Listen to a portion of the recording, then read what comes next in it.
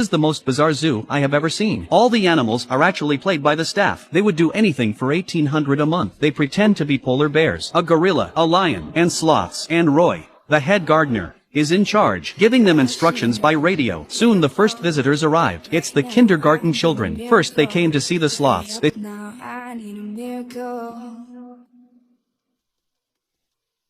Stranded. Saw the sloths lying motionless in the trees. The children thought the sloth was not only ugly, but also motionless. There's nothing to see here. So they went to see the big and powerful lion. But the lion wasn't moving either. Then one of the children asked to see the lion's buttocks. So they switched directions. But the lion also turned around in a hurry. Oh my god. Are all the animals in this zoo stupid? They don't even move a bit. Let's go and see the polar bear. But the polar bear is very scared. He was hiding behind a rock. Roy immediately ordered him to go for a walk to keep the visitors.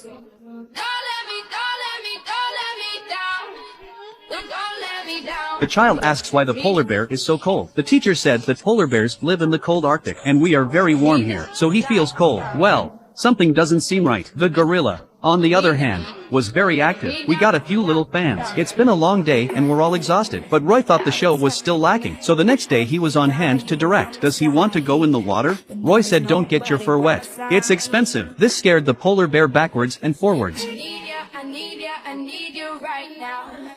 Yeah, I need you right now. Don't let me down.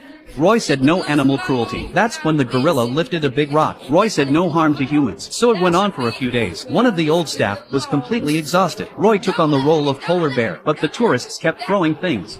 Don't let me down. It was hot and bothering. It was so hard to play the animals. Then he saw a bottle of Coke on the floor thrown by a tourist. He looked around and saw that no one was around. So he twisted the cap off the bottle with his paw. And he drank it with a big gulp.